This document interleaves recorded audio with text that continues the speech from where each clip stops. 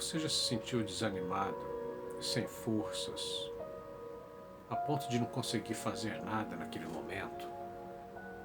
Se sentiu fraco por alguma situação, talvez uma limitação física que estivesse acontecendo com você? Meu nome é Daniels e eu gostaria de tratar com você, juntamente com você, refletir sobre este assunto. Como sair do desânimo? Como começar a ter novas forças diante de uma limitação, diante de uma circunstância limitadora? Houve um homem que passou por uma situação assim. Ele teve um problema no coração, um ataque cardíaco, e precisou se recuperar, precisou ficar um bom tempo limitado, passando dias sem fazer muitas atividades. E chegou ao momento que começou a se desanimar de também fazer outras coisas, tais como conversar com os outros, ler. Ele disse que chegou ao ponto em que ele não queria, ele se desanimava, não queria conversar, não conseguia ler por mais de 15 minutos, assistir uma TV, não conseguia fazer essas coisas mais. E começou a ter momentos chorosos em que ele derramava suas lágrimas, deprimido. E então ele se questiona e ele pensa: será que uma pessoa que confia em Deus tem que passar por isso? Será que pessoas que seguem a Jesus agem assim? Como alguém que tem fé, como alguém que tem contato com Deus agiria numa situação dessas? Ele ficou pensando essas coisas, como se todo mundo fosse perfeito. E nós sabemos que ninguém é perfeito, todos passam por situações de sofrimentos, de angústias, mas ele ficou nessa e, ao se sentir tão assim para baixo, tão deprimido, ele começou a folhear a Bíblia dele. E ele chegou naquele salmo, Salmo 42, o salmo que fala da corça, como suspira a corça pelas correntes de água, assim por ti suspira a minha alma, ó Senhor. Ele começou a ler este salmo, e ele chegou no versículo 5, quando o escritor do salmo diz assim: por que estás abatida, ó minha alma? Por que te perturbas dentro em mim? Espera em Deus, pois ainda o louvarei. Quando ele se deparou com esse texto, ele ficou pensando no escritor do Salmo. Esse escritor viveu há milênios antes dele, antes de mim, antes de você. Esse escritor parecia estar com depressão, ele pensou assim. O escritor do Salmo estava longe da casa dele, longe da terra dele, passando por apuros, por pressões de inimigos, pessoas que não queriam o bem dele. O escritor do Salmo estava ali com o coração vazio, deprimido. Ao escrever este Salmo, ele reflete essa tristeza. Mas no meio de suas inscrições, ele começa a falar com sua própria alma e a pensar em esperança. Ele espera em Deus. Ele toma a decisão de que vai louvar a Deus.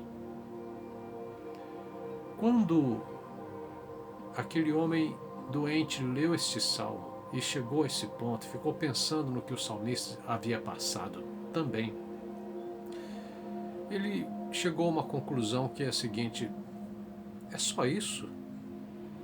Então é só isso? É louvar a Deus? E ele resolveu praticar isso. Mesmo diante daquele abatimento de espírito, ele começou a louvar a Deus. E ele percebeu que a sua angústia começou a se enfraquecer. Novas forças começaram a transbordar nos seus pensamentos e nas suas emoções.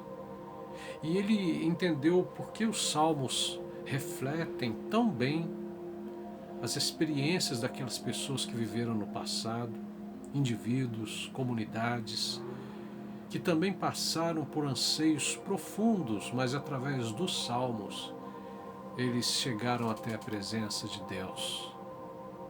E os salmos são canções, são hinos, eram usados como hinos nas congregações de Israel. Então aquele homem começou a se libertar daquela torrente de dor e passar para um nível de louvor e gratidão. E se sentiu muito melhor. E por isso nós temos essa experiência que ele nos narrou e que eu estou conversando com você sobre ela, baseado no que ele leu nesse texto dos Salmos. Agora pense bem, você pode conversar com você mesmo, conversar com sua própria alma. Quando você se sentir abatido, escreva sobre o que você está sentindo. Escreva, coloque no papel, questione os seus pensamentos. Não aceite os pensamentos, as lembranças, como pesos inquestionáveis. Não aceite a tristeza como uma emoção final, pronto, acabou, não há mais o que fazer, está tudo perdido. Não. Comece a questionar, será que é isso mesmo? Será que as coisas são tão ruins assim? Converse consigo mesmo. Pessoas que conversam consigo mesmo se sentem mais felizes, superam melhor suas angústias. Talvez fique estranho falar que você deve falar sozinho, mas eu não estou falando para isso, para você fazer isso. Estou falando para você aconselhar o seu inconsciente e o seu consciente, você tentar acessar o seu inconsciente, conversando com ele. E além disso, ore. Fale com o Eterno.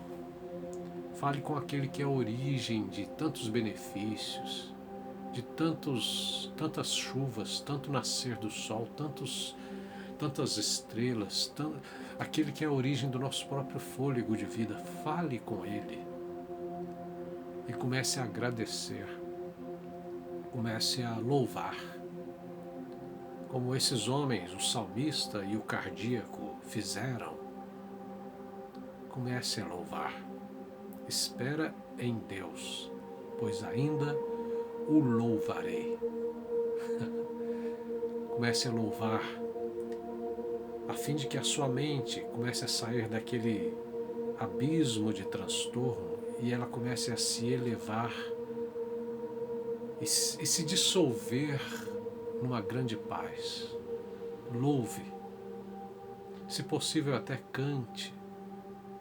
Diga palavras cantadas de gratidão pelas coisas da vida, pelo que você tem, pelo que você é. Agradecer, louvar, fazem uma grande diferença. Escrever, conversar consigo, louvar, ler um texto sagrado, bíblico, são maneiras de a sua mente começar a se transformar e você se renovar. Se você entendeu que essa mensagem pode fortalecê-lo e pode também ajudar outras pessoas a saírem de suas cavernas pessoais, eu peço a você que coopere dando um like e quem sabe até compartilhando essa mensagem para grupos, para pessoas que estão em suas casas e não podem fazer muitas coisas, numa situação limitada. Compartilhe, dê o seu like para que nossas mensagens aqui possam alcançar mais relevância e não se perderem, mas serem transmitidas, porque nós acreditamos que através dessas mensagens muitas pessoas poderão viver melhor. E se você também acredita, vamos em frente. Meu nome é Dânios. Eu espero ter ajudado e que você tenha dias abençoados na sua vida, tenha paz, tenha serenidade e seja bem feliz na presença do Eterno.